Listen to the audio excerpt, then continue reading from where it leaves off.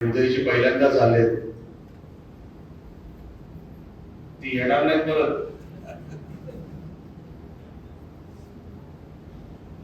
महायुतीचे मंत्री म्हणून काम करत असताना मी जवळून त्यांना बघायची, पक्षातल्या वेगवेगळ्या स्तरावर बघण्याची मला संधी मिळाली. आपण संघटनेचं काम करत असताना आपल्या नेत्याला त्रास होणार नाही याची काळजी आपण घेतली पाहिजे. आपल्याकडे काय नाहीये, कुठली गोष्ट कमी आहे, कुठल्या गोष्टीची उणीव आहे, आपण पक्षासाठी काय करतो, आपण काय पक्षाकडे मागत असताना आपण पक्षाला काय दिलं, ही जबाबदारी पण आपल्यावर आहे. नेहमी पक्षानेच आपल्यावर लक्ष द्यावं आणि आपण तक्रार करावी. एवढा लहान पक्ष आपला नाही, आपले नेते एवढे लहान नाही, आणि एवढी मोठी फिल्डिंग लागली असताना आपण कुठल्या गोष्टींची मागणी केली पाहिजे, जे निर्णय वरच्या स्तरावर होणार आहे. उदयजी असतील, राणे साहेब असतील, केसरकर साहेब असतील, रवींद्र फाटक साहेब असतील, जे कधीतरी होणार आहे त्याची काळजी आज का करतो. जे निर्णय आपले नेते घेतील, पण काहीतरी आपण बोलून जर वातावरण चिघळत असेल तर ते होता कामा नये. सगळं व्यवस्थित आहे, सगळ्यांची तब्येत वगैरे सगळी टाकाटाक आहे. आज काय झालं होतं तुमच्या सगळ्या मूडला मला काय माहित नाही. एवढं सगळं चांगलं असताना भरलेला हॉल बघितल्यावर कोणाला वाटेल एवढ्या तक्रारी आहेत. प्रत्येक पक्षात असतात.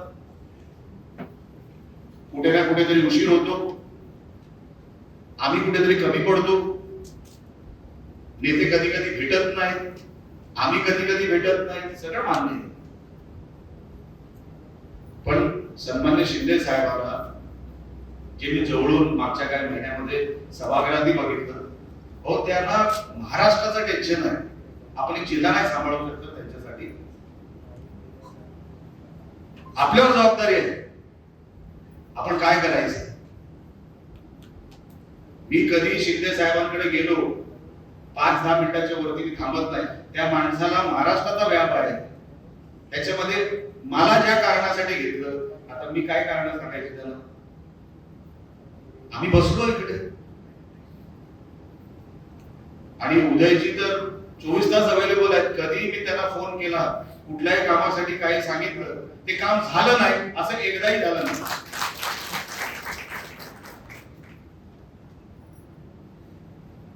मेहनत आपल्याला करायची, लक्षात ठेवा.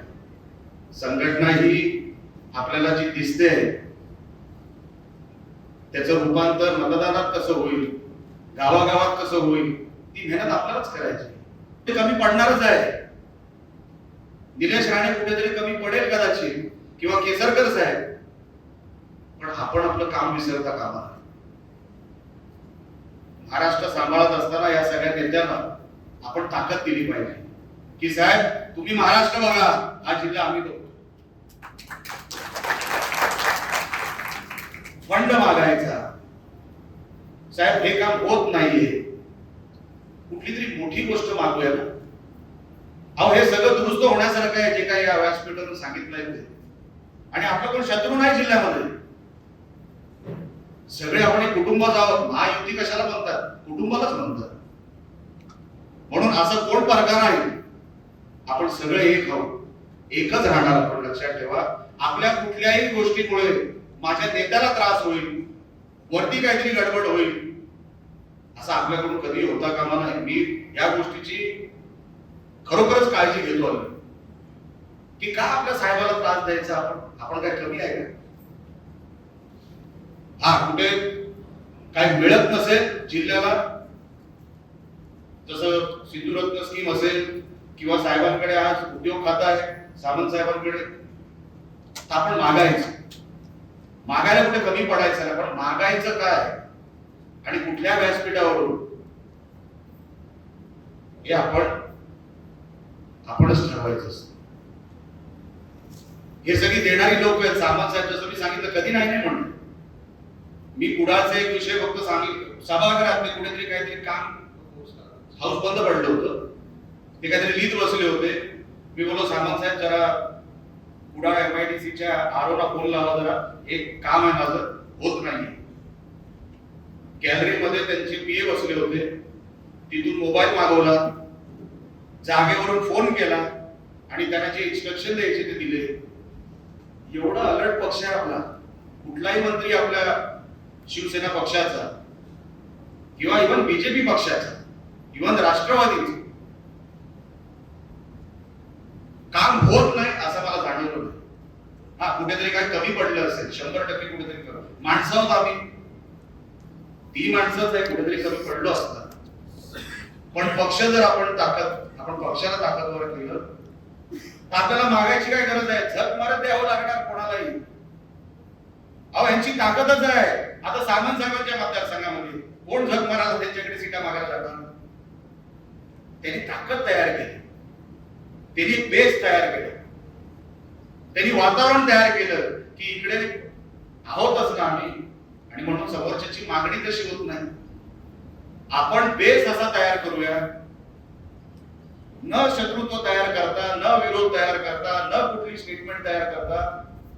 असं वातावरणच नको आपल्याला की या जिल्ह्यामध्ये काही पटत नाही. सगळ्यांचं पटतंय.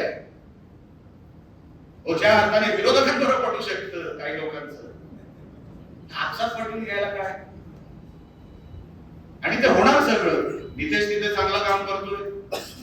इथे आता आमच्या सोबतीला शिंदे साहेबांनी सामंत साहेब दिले, केसरकर साहेबांसारखे ज्येष्ठ सदस्य आपल्या बरोबर आहेत. कुठल्या गोष्टीची आपण चिंता करायची? चिंता करू नका. आपल्याला भगवाच भडकवायचं ना, भगवा भडकणारच. आणि तुमच्यावर अन्याय होऊ देणार नाही. तुमच्यावर अन्याय होऊ देणार नाही. त्याच्यासाठी मी कधी स्वस्त बसलो नाही की तुमच्यावर अन्याय होईल, या जिल्ह्यावर अन्याय होईल आणि निलेश राणे गप्प बसेल असा दिवस येणार नाही. मग काय तो काय तिसरा डोळा वगैरे आणले साहेब बोललात, ते मला माहित नाही नेमकं काय. पण मग आपलं जुनं काहीतरी, मग आपलं काहीतरी करावं लागेल. पण तसा अन्याय होणारच नाही. म्हणून तुम्ही चिंता करू नका. नेते आल्यावर नेत्यांकडे काय मागायचं, त्याचं एक संघटनात्मक, एक विकासात्मक आपल्याकडे प्लॅन तयार पाहिजे. तो प्लॅन आपण तयार करूया. संघटनात्मक काही ज्या गोष्टी आहेत ते सामंत साहेब स्वतः त्यांच्या भाषणातून जाहीर करतील, ते स्वतः त्यांच्या भाषणातून बोलतील, केसरकर साहेब त्यांच्या भाषणातून बोलतील.